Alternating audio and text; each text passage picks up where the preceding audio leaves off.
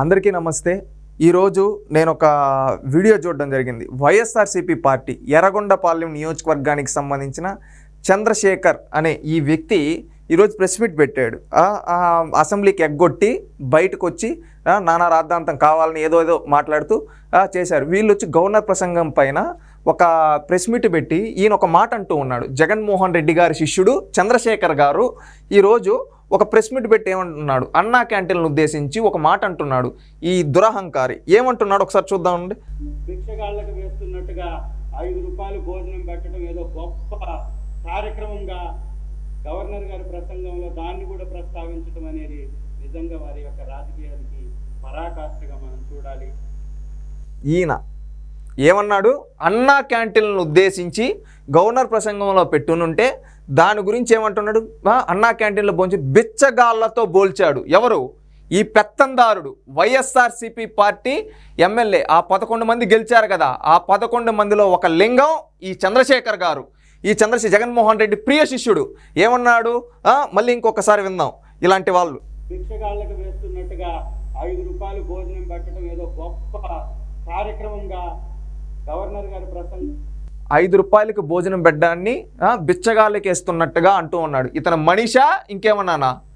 పేదవాడికి 5 రూపాయల భోజనం అనేది వాడికి ఒక పూట కడుపు నిండుతుంది। 3 పూట్ల పెట్టాలనే ఉద్దేశంతో, మంచి ఉద్దేశంతో, ప్రతి పేదవాడికి భోజనం పెట్టాలి అనే ఉద్దేశంతో కొంతమంది పల్లెల నుంచి పట్టణాలకి ఏదో ఒక పని మీద వస్తూ ఉంటారు।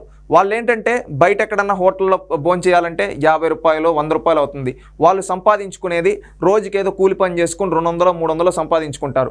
దాంట్లో భోజనానికే 100 రూపాయలు పోతే వాళ్ళకి మిగిలేది ఏముంటుంది, ఇంకా ఖర్చులు బాను, ఇంటికి ఏమి ఎత్తుకొని పోతారు। అలాంటి వాళ్ళకి 5 రూపాయల భోజనం విలువ తెలుస్తుంది। అదేవిధంగా ఆటో తోలుకుంటూ ఉంటారు కదా, అలాంటి వాళ్ళు రోజు ఎంతో కొంత సంపాదించుకుంటారు। వాళ్ళకి తెలుసు ఆ 5 రూపాయల భోజనం విలువ। అదేవిధంగా కూలి పనులు చేసుకునే వాళ్ళకి తెలుసు 5 రూపాయల భోజనం విలువ। నువ్వు అన్నావు చూడు బిచ్చగాళ్ళు, అలాంటి బిచ్చగాళ్ళకి తెలుసు భోజనం విలువ ఏంటంటే 5 రూపాయలకు భోజనం పెట్టడం అనేది ఎంతో గొప్ప పని, గుర్తుపెట్టుకో। నీలాంటి పెత్తందారులకి, ఊరికి ఒక ప్యాలెస్ ఉండే వ్యక్తులకి దీని విలువ తెలియకపోవచ్చు। ఎందుకంటే మీరేమో ఊరికి ఒక ప్యాలెస్ లగ్జరీ కారుల్లో తిరుగుతారయ్యా, పేదవాడికి అలా కాదయ్యా। వాడు పని చేసుకుంటే వాడి పొట్ట నిండుతుంది। వాడు ఏదో ఒక చిన్న పని చేసుకుని రోజుకు 200 సంపాదించుకునే వ్యక్తికి భోజనం చేయాలంటే 100 రూపాయల భోజనానికి పోయి ఛార్జీలకు పోతే మిగిలేది ఏముండదు। అలాంటి వాళ్ళు 5 రూపాయల భోజనం పెడితే దేవుణ్ణి తలుచుకున్న 5 రూపాయలకు భోజనం మిగిలింది వాళ్ళు ఎత్తుకొని సంపాదించుకొని వాళ్ళ కుటుంబాన్ని పోషించుకుంటారు। అలాంటి వాళ్ళకి తెలుసు 5 రూపాయల భోజనం విలువ। నీలాంటి పెత్తందారులకి కోట్లు సంపాదించుకుని ఉండే వాళ్ళకి ఎలా తెలుస్తుందయ్యా? మీ నాయకుడు జగన్మోహన్ రెడ్డికి ఏమో బెంగళూరులో ఒక ప్యాలెస్, మళ్ళీ హైదరాబాద్లో ఒక ప్యాలెస్, తాడేపల్లిలో ఒక ప్యాలెస్, కడపలో ఒక ప్యాలెస్, పులివెందుల్లో ఒక ప్యాలెస్, వైజాగ్లో ఒక ప్యాలెస్, చెన్నైలో ఒక ప్యాలెస్, ముంబైలో కూడా ఇంకొక ప్యాలెస్, ఇన్ని ప్యాలెస్లు పెట్టుకోండే వాళ్ళు పెత్తందారులకి 5 రూపాయల భోజనం విలువ ఎలా తెలుస్తుందయ్యా చంద్రశేఖర్? మీ నాయకుడు నిన్ను ఈ విధంగా పంపించి ఇలాంటి మాటలు మాట్లాడమని అంటే నీ నాయకుడు ఎంత పెద్దవా ఏదో అర్థమవుతోంది। ఆంధ్రప్రదేశ్ రాష్ట్ర ప్రజలారా ఆలోచించండి। అన్నా క్యాంటీన్లు ప్రతి పేదవాడు భోజనం పెట్టి అన్నా క్యాంటీన్ల గురించి ఎంత తక్కువ చేసి మాట్లాడుతున్నారో ఈ దురహంకారులు చూడండి, ఈ పెత్తందారులు మనస్తత్వం చూడండి ఒక్కసారి। ఏంటంటే నువ్వు మాట్లాడుతూ ఉన్నావు, ఒకప్పుడు అన్నా క్యాంటీన్ ద్వారా రాష్ట్రంలో 2.5 లక్షల మంది భోజనం చేసేవాళ్ళు। ప్రతిరోజు 2.5 లక్షల మంది గతంలో తెలుగుదేశం పార్టీ హయాంలో ఉండే అన్నా క్యాంటీన్లో 2.5 లక్షల మంది భోజనం చేసేవాళ్ళు। రేపు రాష్ట్రం మొత్తం మీద 200లకు పైగా అన్నా క్యాంటీన్లు పెట్టాలనుకుంటున్నారు। దాని ద్వారా కనీసం ఒక పూటకి యావరేజ్గా 5 లక్షల మంది భోజనం చేస్తారయ్యా। ఆ 5 లక్షల మందికి తెలుసు ఆ 5 రూపాయల భోజనం విలువ। నీలాంటి పెత్తందారులకు ఎలా తెలుస్తుందిలే? ఎందుకంటే కోట్లు కడించిన వాళ్ళు, ఎందుకంటే నీ నాయకుడి చరిత్ర ఎవరికి తెలియదు। దేశంలోనే అతిపెద్ద రాజకీయ ఆర్థిక ఉగ్రవాది ఎవరున్నారు? మీ నాయకుడు। అలాంటి కోట్లు సంపాదించుకునే వాడికి 5 రూపాయల భోజనం ఎలా తెలుస్తుందిలేండి అయ్యా। చూడండి ప్రజల్లారా, ఈ చంద్రశేఖర్ అనే వ్యక్తిని ఇలాంటి వాళ్ళని పంపించి సమాజం పైన విషయం జిమ్మిస్తూ తక్కువ చేసి మాట్లాడిస్తున్నాడు జగన్మోహన్ రెడ్డి। మనం ఓటుతో బుద్ధి చెప్పాం, ఓటుతో ఇతని కనీసం ప్రతిపక్ష స్థానం రాకుండా మనం కూర్చోబెట్టినా కూడా ఇతను ఏంటంటే ఇతని చేతిలో ఉంది కదా బలం ఏంటి? ఏ సాక్షి మీడియా, ఒక విషయం జిమ్మే మీడియా, ఎప్పుడు ఒకరిపైన ప్రత్యర్థులు మంచి చేస్తూ ఉన్నా కానీ తప్పుగా చూపించే మీడియా, ఆ మీడియాని వీళ్ళ చేతిలో అక్రమంగా సంపాదించారు కదా కోట్లు, ఆ కోట్లతో ఒక సోషల్ మీడియాని పెట్టుకుని వాళ్ళ ద్వారా ఇలాంటివి ప్రమోట్ చేస్తూ ఉన్నారు। అన్నా క్యాంటీన్లో భోజనం చేసాం తక్కువ చేసి మాట్లాడుతూ ఉన్నారు। చంద్రశేఖర్ గారు మీకు రాజకీయ సమాధి ఖచ్చితంగా కడతారు। ఎందుకంటే ఎర్రగొండపాలెం ప్రజల్లారా ఆలోచించండి, మీ శాసనసభ్యుడు ఏ విధంగా మాట్లాడుతూ ఉన్నాడు।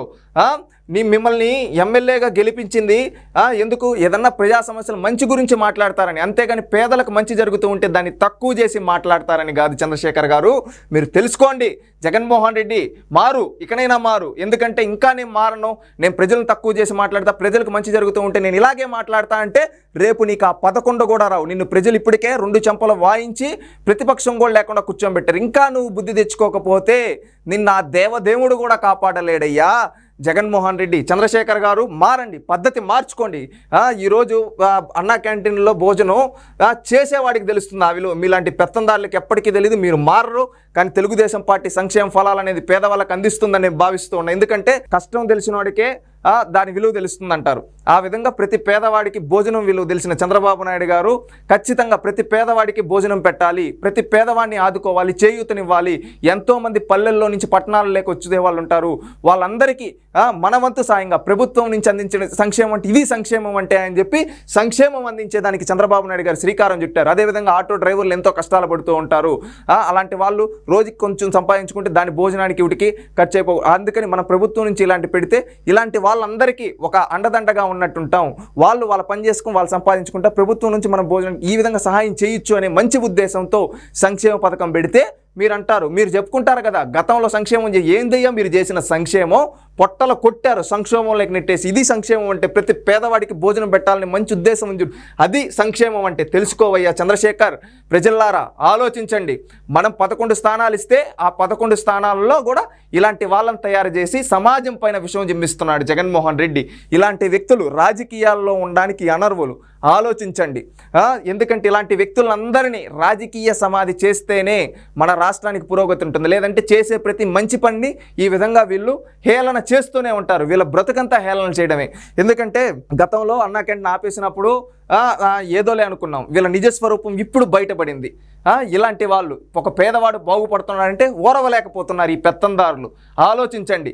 మనం ఈ 11 మందిని కూడా ఇవ్వడం వృధా అని ప్రజలు ఆలోచించే విధంగా వీళ్ళు ప్రవర్తిస్తూ ఉన్నారు. వీళ్ళ ప్రవర్తన అలాగుంది. ఈయన ఇంత నీతులు చెప్తున్నాడు కదా, ఈరోజు గవర్నర్ ప్రసంగంలో కూర్చొని ఓపికగా విన్నాడా? వినకుండా బయటకు వచ్చేసి ఏది పడితే అది మాటలు జగన్మోహన్ రెడ్డి చుట్టూ తిక్కలుగా మాట్లాడుతూ ఎగురుతూ ఉన్నారు వీళ్ళు. ఈరోజు బయటకు వచ్చి మళ్ళీ మీడియా పాయింట్లో ఈయనేదో పెద్ద ఉద్ధరించేసినట్టుగా ఈ విధంగా పేదవాడికి భోజనం పెడుతుంటే దానిపైన ఇలాంటి చెల్లోక్తులు పేలుస్తూ వాళ్ళ పేదవాళ్ళని తక్కువ చేసి మాట్లాడుతున్నాడు. అర్థం చేసుకోండి ప్రజల్లారా, ఆలోచించండి. ఇలాంటి వాళ్ళు ఉన్నారు వైఎస్ఆర్సీపీ పార్టీలో. ఇలాంటి వాళ్ళని రాజకీయ సమాధి చేస్తేనే రాష్ట్రం బాగుపడుతుంది.